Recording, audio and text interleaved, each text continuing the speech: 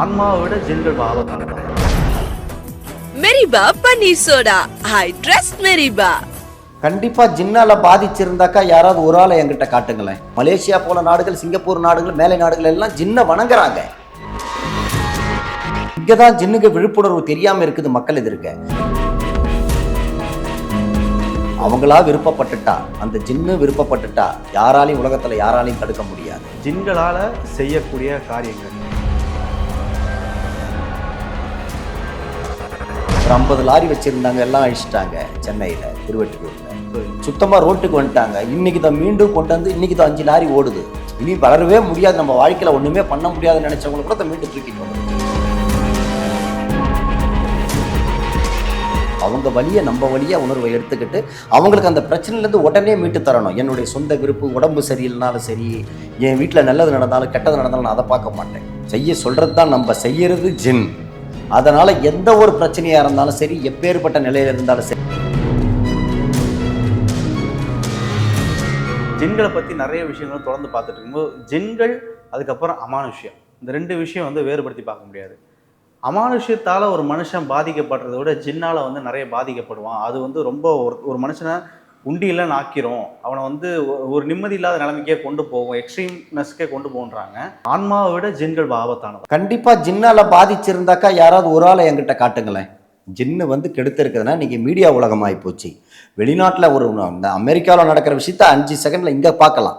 ஜின்னு இதை பாதிப்பு கொடுத்தது, அதை பாதிப்பு இங்க ஜின்னே வணங்குறாங்க. மலேசியா போல நாடுகள், சிங்கப்பூர் நாடுகள், மேலை நாடுகள் எல்லாம் ஜின்னை வணங்குறாங்க. இங்கதான் ஜின்னுக்கு விழிப்புணர்வு தெரியாம இருக்குது மக்கள் எதிர்க்க. அப்படின்னா ஜின்னை எல்லார் நாட்டில் வீட்லயும் எல்லா வீட்லயுமே தான் வழிபடுறாங்க. இப்போ மலேசியா, சிங்கப்பூர் நாடுகள், இந்த மாதிரி மேலை நாடுகள், அரபு கண்ட்ரில எல்லாம் வணங்குறாங்க. அப்படி அது கொல்லுது, ஆளை கொல்லுது, அது ஆளை அழிக்குதுன்னு அவங்க ஏன் வணங்குறாங்க? சரிங்களா? அது மனிதர்களை காப்பாற்றக்கூடியது தான் ஜின்னு. அதை என்ன சொல்றாங்க இங்க ஒரு சிலர், அவங்க வியாபாரம் ஆகாதால ஜின்னு கிட்ட போகாதீங்க, ஜின்னுக்கு இது அது அவங்க போட்டி போறோம், அது சொல்றதுக்கு வேற. மக்கள் சொல்லணும். மக்கள் இங்க இத்தனை காலமா அதை இன்னைக்கு போயிட்டு இருக்காங்க, எல்லாம் வளர்ச்சி அடைகிறாங்கன்னா காரணம் எங்கேயும் போய் முடியாது. என்கிட்ட இன்னைக்கு ஜின் எவ்வளவு பேரை காப்பாற்றி விட்டு இருக்குது, இன்னுமேல காப்பாற்றும், இனிமே செய்துக்கிட்டு தான் இருக்கும். ஜின்னால பாதிச்சவங்க ஒருத்தவங்க கூட கிடையாது. ஜின்களை பத்தி கத்துக்கணும், ஜின்களை பத்தி தெரிஞ்சுக்கணுன்ற ஆர்வம் பாத்தீங்கன்னா தொடர்ந்து மக்கள் கிட்ட இருக்குது. குறிப்பா இளைஞர்கள் கிட்ட, யங்ஸ்டர்ஸ் கிட்ட. ஓகே, இப்பதான் நிறைய சோசியல் மீடியால ஜின்களை பத்தி நிறைய பேசிட்டு இருக்கோன்றனால அவங்க அதை பத்தி தெரிஞ்சுக்கணுன்ற ஆசை அதிகமாகிட்டு இருக்கு.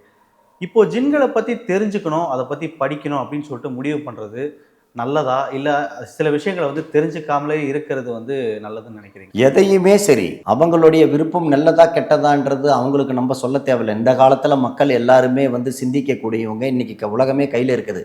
நான் சொல்றது தொலைபேசியை, அதுல பார்க்கும்போதே எல்லாம் நல்லது கெட்டது தெரிஞ்சுக்கிட்டு தான் வராங்க. மக்களும் விவரமா தான் இருக்கிறாங்க. நீங்க சொல்றதால அதை எடுத்துக்க மாட்டாங்க, நம்ம சொல்றதால விடவும் மாட்டாங்க. அவங்களா விருப்பப்பட்டுட்டா, அந்த ஜின்னு விருப்பப்பட்டுட்டா யாராலையும் உலகத்துல யாராலையும் தடுக்க முடியாது. ஒரு தொழிலை கூட, எந்த ஒரு ஆபத்தான தொழிலாக இருந்தாலும் நம்ம விருப்பப்பட்டு செய்யறது அது வேறதான். நம்மளா வற்புறுத்தி கொடுத்தோம்னா அது அங்கேயும் ஏறாது. அவங்களா விருப்பத்தோட இன்னைக்கு வர்றவங்க நிறைய ஆயிப்போச்சு. இப்போ இன்னொரு விஷயம் பார்த்தீங்கன்னா, ஜின்களால செய்யக்கூடிய காரியங்கள். இப்போ 30 வருஷமா நீங்க நிறைய விஷயங்கள் செஞ்சுக்கிட்டு இருக்கீங்க. எந்த மாதிரி விஷயங்கள்லாம் பார்த்தீங்கன்னா குறிப்பிட்டு நான் ஒரு ஃபார் எக்ஸாம்பிள் கேட்குறேன்னா, பில்லி, சூனியம், ஏவல், இந்த 3 விஷயத்தும் இப்போ மக்களிடையே ரொம்ப பெருசாக போயிட்டுருக்கு. நிறைய பேர் சொல்கிறது, என் வாழ்க்கை நல்லா போயிட்டு இருந்துச்சு, திடீர்னு பார்த்தீங்கன்னா தலைகீழாக மாறி போச்சு. இதெல்லாம் பார்த்தீங்கன்னா பில்லி, சூனியம் இதனால் பாதிக்கப்பட்டால் மட்டும்தான் வருமா, இல்லை வேற எதனால தான் ஒரு குடும்பம் இந்த மாதிரி தலைகீழாக மாறி போகும்? பில்லி சூனியம்ன்றது குடும்பத்தால் தானா குடி, போதை, சூது, அது எதுன்னு அழிஞ்சு போகிறவங்க அது வேற ரகம். புரியுதுங்களா? செய்வின பில்லி சூனியத்தால் பாதிக்கப்படுறவங்க அது வேறு மாதிரி இருக்கும். ஏன்னா எந்த ஒரு பழக்கமும் இல்லாமல் காசு பணம் தங்காது, வீடு அழிஞ்சு போகுது, நல்லா இருக்கிற உடம்பு கெட்டு போகுதுன்னா அது பில்லி சூனியம்தான். சரிங்களா? வேணும்னே நம்ம கண்ட இடத்துக்கு போய் சூது விளையாடுறது, குடிக்கிறது, போகிறது, அழிகிறதுல அது தான் கொழுப்பில் அழிஞ்சு போகிறது. அதனால் எந்த பாதிப்பாக இருந்தாலும், எந்த நிலையிலையாக இருந்தாலும் சரி, எந்த அடிமட்டத்துக்கு போனாலும் சரி, சரிங்களா? ஒரு 50 லாரி வச்சிருந்தாங்க, எல்லாம் அழிச்சிட்டாங்க சென்னையில், திருவெற்றியூர்ல. சுத்தமா ரோட்டுக்கு வந்துட்டாங்க. இன்னைக்கு தான் மீண்டும் கொண்டு வந்து இன்னைக்கு தான் 5 லாரி ஓடுது. இனி வளரவே முடியாது, நம்ம வாழ்க்கையில ஒண்ணுமே பண்ண முடியாதுன்னு நினைச்சவங்களை கூட மீண்டும் தூக்கிட்டு வந்துடும் ஜின்னு. அதுதான் அது. திரும்ப அந்த 50 லாரி இல்லை, திரும்ப மேற்கொண்டு அவங்களை 500 லாரியை கூட ஆக்கி விடும். சரிங்களா? விழுந்தவங்களை, தரையில விழுந்தவங்களை நீங்க அதை மனசார நினைச்சு வந்தீங்கன்னாக்கா உங்களை மீட்டு கொடுக்கும். கட்டாயம் இதில் எந்த மாற்றமும் கிடையாது. பில்லி, சூனியம், ஏவல் ஒரு பக்கம் இருந்தாலும் கணவன் மனைவி பிரச்சனை, இது இப்போ வந்து நிறைய விஷயங்களுக்காக மாந்திரிகத்தை வந்து எல்லாருமே வந்து தேடி போகிறாங்க.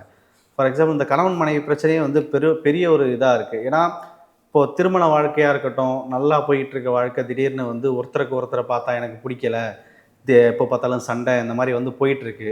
உங்கள் மேலே ஏதோ ஏவி விட்டாங்க, அதனால் வந்து 2 பேரும் கீரி பாவமாக அடிச்சுக்கிறீங்க, அந்த மாதிரிலாம் சொல்லுவாங்க.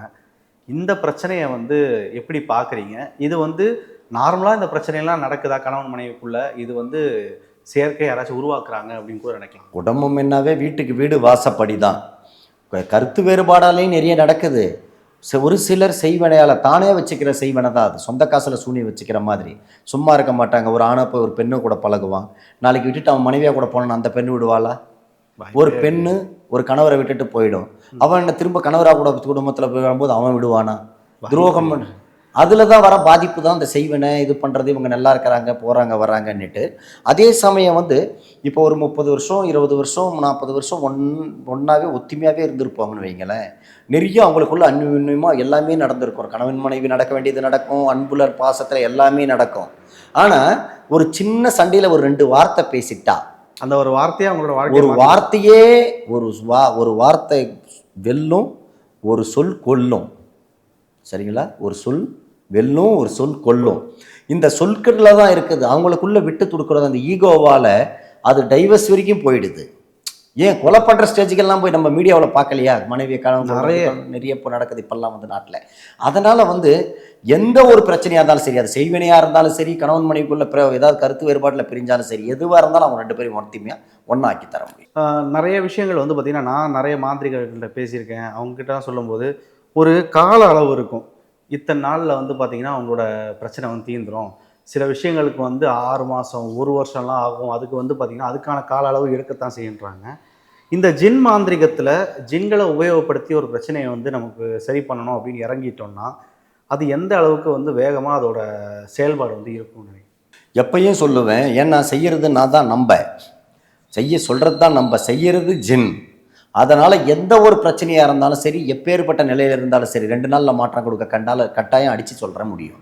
என்ன காரணம்னு கேட்டிங்கன்னா, ஒரு பாம்பு கடிச்சிட்டா அவனுக்கு நம்ம நாள் கணக்கு மாத கணக்கு கொடுத்தா இருப்பானா?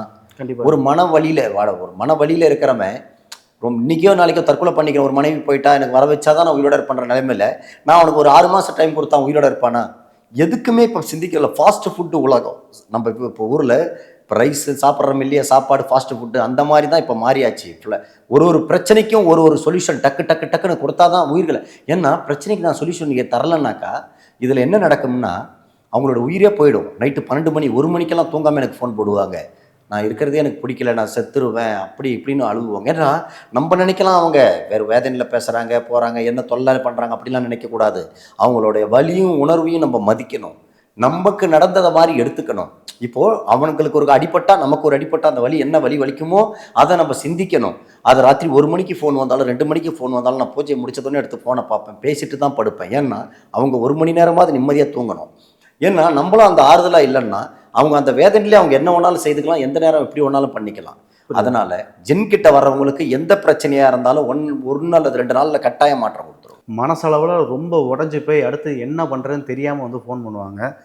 உங்களுக்கு அந்த மாதிரி கால் பண்ணால் நீங்கள் வந்து அப்படி நான் சாக போகிறேன், எனக்கு இதுக்கு மேலே வாழவே பிடிக்கல அப்படின்னு சொல்லிட்டு சில பேர்லாம் கால் பண்ணுறது நீங்கள் பர்சனலாக சொல்லியே நான் கேட்டிருக்கேன். அப்படி பண்ணும்போது உங்கள் மனநிலை எப்படி இருக்கும்? அவங்களை நீங்கள் எப்படி வந்து தேர்த்துவீங்க? ஆக்சுவலாக மாந்திரிகம்ன்றதை தாண்டி ஒரு மனுஷனாக வந்து பார்த்தீங்கன்னா ஒருத்தர் நம்ம கிட்ட ஒரு விஷயத்த சொல்லி அழுகுறான்றப்போ அது உங்களுக்கு எப்படி இருக்கும்? கரெக்டாக அது எப்படி இருக்கணும்னா, ஒரு பசிக்கு சோறு இல்லைன்னா நம்ம எப்படி நினைப்போம்? ஒருத்தவங்களை சாப்பாடாக கொடுக்கும், எவ்வளோ பாவமாக இருக்கும். இப்போ ஒருத்தவங்களுக்கு யாருக்காவது ஒரு சிலருக்கு அடிபட்டுடுது, ஒரு வாட்ஸ்அப்லேயோ ஒரு குரூப்லேயோ எங்கேயோ பார்க்குறோம், ஒரு பிளட்டு வேணும்னு கேட்டால் நம்ம என்ன செய்கிறோம்? கண்டிப்பாக அதுக்கான ஸ்டெப் எடுப்போம். உடனே நம்ம பிளட்டு குரூப் இல்லைன்னா கூட அடுத்தவங்க யார் அந்த குரூப்னு பார்த்து நம்ம ஹெல்ப் பண்ணுறோமா இல்லையா? கண்டிப்பாக. ஒரு வழியில் போயிட்டுருக்கோம், யாருக்கோ ஒரு ஆக்சிடென்ட் ஆகுது, நம்ம என்ன பண்ணுறோம்? நேராக நமக்கு என்னென்னு போயிடுறோமா? அப்போது எங்கேயோ நடக்கிறதுக்கே நம்ம வந்து ஒரு பார்க்குறோம், உடனே துடிக்கிற அவங்க நம்மளை நம்பி இங்கே வராங்க. அப்போ நம்ம அதை வந்து எப்படி பார்க்கணும்? அதே உணர்வோடு தான் அவங்க வழியை நம்ம வழியாக உணர்வை எடுத்துக்கிட்டு அவங்களுக்கு அந்த பிரச்சனையிலேருந்து உடனே மீட்டு தரணும். என்னுடைய சொந்த விருப்பு, உடம்பு சரியில்லைனாலும் சரி, என் வீட்டில் நல்லது நடந்தாலும் கெட்டது நடந்தாலும் நான் அதை பார்க்க மாட்டேன். என்னுடைய கிளைண்ட்டு தான் எனக்கு முதல் முக்கியம். ஃபர்ஸ்ட் எனக்கு அவங்க தான். அவங்களுடைய பிரச்சனையை தீர்த்துட்டு தான் நான் மற்ற வேலைகளே பார்ப்பேன். நிறைய விஷயங்கள் வந்து உங்ககிட்ட சரியாயும் போயிருக்காங்க. ஏதோ ஒருத்தரை வந்து பார்த்தீங்கன்னா ரொம்ப நொந்து போயிட்டு உங்களுக்கே தோணியிருக்கும், என்னடா இவனுக்கு இவ்வளோ பெரிய பிரச்சனை இருக்குது அப்படின்னு சொல்லிட்டு உங்களுக்கே தோணியிருக்கும். அப்படி ஏதாச்சும் நீங்கள் வந்து நபர்களை வந்து சந்திச்சிருக்கீங்க? இந்த ஒரு 30 வருஷத்தில் நீங்கள் யாராவது சந்திச்சிருக்கீங்க அந்த மாதிரி? 1 2 இல்லை, மீடியாவில் இதை சொல்லணும்னா போயிட்டே இருக்கும் நாட்கள். ஒருத்தவர் தான் நல்லா இருக்கணும், எல்லாருமே நல்லா வச்சிருக்கணும்னு பல கோடிக்கு அதிபதி மதுரையில் சொந்தமாக கல்யாண மண்டபம் அது இது நிறைய வண்டிங்க நல்லா ஓஹோன்னு வாழ்ந்த வாழ்ந்தவர்.